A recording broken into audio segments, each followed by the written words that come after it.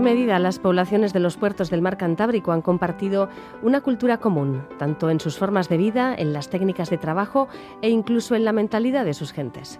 Antes de la Edad Moderna, ¿cuál era el rasgo dominante? ¿La homogeneidad entre los distintos puertos, desde Finisterre hasta el Golfo de Vizcaya, o había diversidad de peculiaridades locales? Para dar respuesta a estas preguntas, el pasado verano se celebró en la localidad vizcaína de Plencia el primer Congreso sobre Cultura Marítima del Cantábrico. Así, investigadores de distintas regiones y territorios del litoral pudieron contrastar reflexiones y testimonios y arrojar nueva luz sobre la riqueza cultural de nuestras comunidades de pescadores, de arranchales.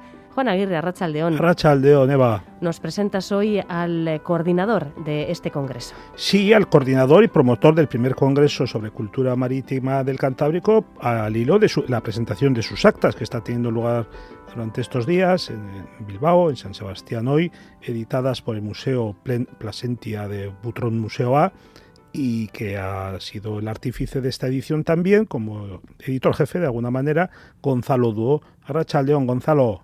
Arratsaldeón, Juanito. Hola. Muy buena, lector, escritor, memorialista, de todo, investigador de historia de Plencia y Vizcaya, y especializado, que es al hilo de lo que vamos a hablar, especializado en historia marítima del puerto de Plencia y en las escuelas de náutica de Baskonia, y por supuesto tengo que recordar que es desde hace un montón de años socio de Eusko Ikaskuntza y también de número de la Real Sociedad Vascongada de los Amigos del País. Una de las obras así de historia más influyentes del siglo XX, sin duda, fue aquella titulada El Mediterráneo y el mundo mediterráneo en la época de Felipe II, con la que Fernand Braudel inauguró pues una nueva forma, una nueva perspectiva para explicar el desarrollo de las sociedades humanas a través del medio físico, en su caso era el mar Mediterráneo, y en una escala temporal, buscando siempre lecturas de escala temporal larga, lo que ya se ha hecho luego famoso, la famosa longue durée. ¿Hasta qué punto esto se podría aplicar, Gonzalo, un esquema así al mar Cantábrico, como una referencia cultural, social y antropológica durante la Edad Media, que es lo que habéis entrado vosotros a estudiar? Sí, es inevitable. La interpretación cultural que podemos estudiar en la actualidad, avanzado el siglo XX o XXI, sobre los puertos del Cantábrico, donde trabaja la Edad Media o cualquier otro tema, sin duda se ha de apoyar en aquella historia crítica surgida y en la perspectiva de los 68 y dentro de los medios universitarios más avanzados, ¿no? ¿Se puede hablar de una cultura marítima específica y común de los puertos de Cantabria, por ejemplo, durante la Baja Edad Media? Hablaría que están todos ellos condicionados de aspectos físicos hasta los políticos, las circunstancias económicas de la época, etcétera, etcétera, ¿no? Y eso es lo que va a hacer, que se dé una cultura en común, ¿no? Como por ejemplo entre digamos los labradores de la sociedad rural del País Vasco, la sociedad rural de Vizcaya en la Edad Media, es toda una cultura, ¿no? Perfectamente se puede hablar, por mucho que sean distintos los cultivos en las encartaciones que en el Valle de Marquina. Sin embargo, habrá cantidades de actores sin duda que van a permitir hablar de una cultura rural en Vizcaya en la Edad Media, ¿no? Y aquí en lo marítimo pues también se puede ver un poco en paralelo todo. Sí, además estamos hablando de un territorio de 800 kilómetros, más de 50 puertos, cada uno con sus características físicas, con sus especialidades y tal. Y luego además estamos hablando ya en el tiempo de la Baja Edad Media, que son 5 siglos, casi nada, de modo que, claro, intentar hacer una foto fija de esto es bastante complicado, ¿no? No obstante, Gonzalo, ¿cómo hacéis los historiadores, en vuestro caso los puertos del Cantábrico, para adentraros en este tema, habida cuenta que la documentación medieval es realmente escasa? Con respecto a la historia marítima, hay que tener muy en cuenta que la mayor parte de los actos públicos que estarían documentados en tierra, en el mar, es que no se registran, ¿no? El negocio marítimo tenía esas costumbres de mar que se ha conservado sobre todo en la cultura anglosajona, que permitían resolver, que incluso facilitaban resolver la mayor parte de los conflictos entre las partes de forma rápida, expeditiva y sin papeles, ¿no? Eso se resolvía en el muelle entre dos barcos que se habían dado un golpe o parte de la mercancía que se había estropeado a causa del otro, etcétera. Y que se podía resolver perfectamente con 2 palabras y un apretón de brazos, ¿no? Muchísimo hay que trabajar con fuentes indirectas en el aspecto de historia marítima, puesto que sabemos que la mayor parte no está registrado, ¿no? Durante la Baja Edad Media, al norte del Arco Atlántico, funcionaba una red de villas y ciudades comerciales, la Liga Hanseática, que durante siglos marcó la evolución económica y también política de buena parte de Europa. Al sur, en el mar Cantábrico, en esa misma época, ¿qué importancia tenía el comercio marítimo internacional? Bueno, pues tenía una importancia extraordinaria, que era asimilar la potencia comercial de los puertos del Cantábrico reunidos a los de la Hansa alemana, desde Lübeck hasta Londres, ¿no?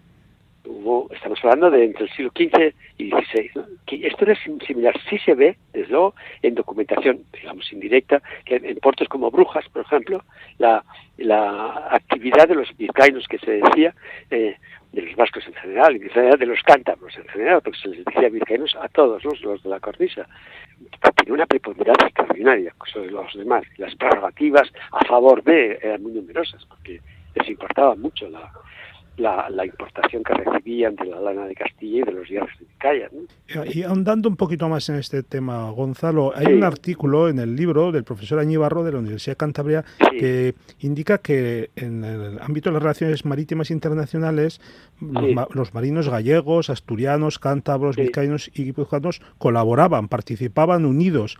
Y dice que si bien el liderazgo ante los reinos extranjeros de estos marinos cantábricos estaba en manos de los vizcaínos. Se está refiriendo al puerto de Bilbao, exactamente, ¿no? Desde esos vizcaínos es el puerto de Bilbao. Como en Londres se decía Bilbao para ciertos hierros. Fíjate, toda la ría, que todavía era no me parece mentira, pero Asúa era un puerto importantísimo, Erandio era un puerto importante, enfrente Luchana era un puerto importante. Sí, dice, Añibarro señala que era indiscutible, a esas alturas de la historia, indiscutible que el puerto de Bilbao era el más importante, el Cantábrico. Sí. También creo que se podría matizar, y supongo que Javier estaría conforme, en que al decir el más importante, no es como vemos hoy, por ejemplo, que es una manera total, ¿no? El Cantábrico, bueno, pues no hay discusión con Gijón o con Avilés, o con Pasajes, o Santander menos actualmente, ¿no? Es el puerto de Bilbao el cabecera indiscutible, ¿no? Aquí hay que discutir en el sentido de la desproporción con el resto, ¿no? En el siglo XV el puerto de Bilbao ya es el puerto cabecera del Cantábrico, y al mismo tiempo tengamos en cuenta que no hay tanta desproporción como vemos hoy, es decir, que el puerto de Anzuola en Belva, o el puerto de Pasajes, el de Santander incluso, por supuesto, y el de Avilés en la época, son puertos muy fuertes con una gran actividad, ¿no? Que también exportan lana, importan todo lo necesario en su región, etcétera, etcétera, ¿no? Y que también están conectados con los mercados centrales de Castilla, que es donde se difundía todo, se distribuía todo. ¿Y qué papel tenían las hermandades y las cofradías en el ámbito marítimo costero para estructurar socialmente a estas comunidades? Yo creo que un papel fundamental, quizás es un poco mi punto de vista personal, después de tantos años ya trabajando sobre la documentación de la historia de Plentzia. Hubiera querido trabajar muchísimo más, pero bueno, lo que he podido, hasta donde he llegado, ¿no? Y a mí me parece que así como las villas que fueron creando los reyes en los puertos, que eran los más eficaces comercialmente, además hacían villa en un puertito de poco interés económico, eran los que ya habían demostrado que eran puertos de resultados económicos buenos, de Armenia, por ejemplo, ¿no? Y Plentzia, Bilbao, y en Cantabria igual, ¿no? Con los respectivos, ¿no? Estas se les notaba, que es lo importante, de un sistema de autogobierno ajeno al poder de la nobleza. Para nosotros los jaunchos, ¿no? Los señoritos. Eran sistemas que organizaban la vida del común. Un alcalde elegido periódicamente, impensable en la tierra llana, en los territorios de los nobles, claro. Concejales, elegidos también prácticamente, juez de paz, escribano, el sayón de la chaina que hacía cumplir las cosas, y todo al servicio económico del mercado semanal. El mercado semanal es la clave de la fundación de la villa. Solo van a fundarse cuando hay ese mercado semanal, ¿no? Donde se reúnen todos los alrededores, se presentan para vender sus productos de la huerta y a comprar todo lo que el puerto exhibe, ¿no? Aquellos portales, las tiendas eran los portales de las casas donde se bajaba en la puerta con ventanas entre los bajos, ¿no? Y de la ventana bajaba una tabla plegable que era el mostrador, ¿no? Y recorrer la calle, pues viendo todo lo que había en cada una de esas tablones, digamos, ¿no? Esta organización de la vía se vio tan claramente que era muy útil, ¿no? Que era muy eficaz, que yo creo que sin ninguna reflexión específica produjo la copia organizativa en el área del trabajo marítimo. Es decir, que vieron que hace no es un grupo, como si fuera una comunidad de vecinos, en este caso una comunidad de trabajadores. El presidente de la cofradía normalmente era el alcalde, el alcalde, que está asistido por 2 mayordomos o contables, como el ayuntamiento con los concejales y tal, y el de turno que lleva las cuentas. Y sobre todo, de 2 alcaldes instrumanes, que eran siempre 2 jubilados de los más expertos del puerto, que regían la navegación de los barcos y las lanchas de cada cofradía. Es decir, por la mañana al amanecer estaban los primeros en la boca del mar y prohibían o autorizaban la navegación. Y no había discusión. Ahí sí que no hay registro documental porque no había discusión. Lo que decían, iba a misa y punto. Entonces, incluso los que les discutían eran condenados a sanciones. Que acabo de decir inmediatamente. Y esto era seguía esta organización de la cofradía a la forma de pescar en la mar, las formas de pescar y de ayudarse unos a otros, y de llegada de la pesca al muelle. Una vez que la pesca estaba en el muelle ya pasaba a ser de autoridad municipal directamente, ¿no? Pero hasta el muelle mismo sigue siendo el pescado está en propiedad de la lancha y de la cofradía, el pescado, la mercancía que traigan, ¿no? Sí, esto es muy importante, ¿no? Entonces es una organización muy perfeccionada, una organización del trabajo racional, muy perfeccionada, que va a servir durante siglos y siglos, ¿no? Hasta que el sistema liberal, la segunda mitad del XIX, pues interrumpe esto para abrir la libertad de trabajo, etcétera, etcétera, ¿no? Pero que bueno, que fue muy eficaz, realmente fue muy eficaz. Basta el Armeo o Hondarribia, me da igual San Vicente la Barquera, que Villaviciosa es igual, ¿no? Siempre fue muy acertado el sistema organizativo, como la villa. Bueno, Gonzalo, ya está en marcha el segundo congreso. Bueno, anticípanos algo, porque tú dices de que no hay sensibilidad hacia los temas culturales actualmente, que se ve la costa como un simple recurso turístico, pero bueno, vosotros lleváis tiempo avanzando y ya está en marcha la preparación del segundo Congreso de Cultura Marítima del Cantábrico. Va muy bien, sí. Dinos algo. Pues, por ejemplo, este año los que se incorporan nuevos son, por una parte, Michael Parkham, por supuesto, pero los de la ballena y de las tipologías de las embarcaciones, el 16 en el Cantario.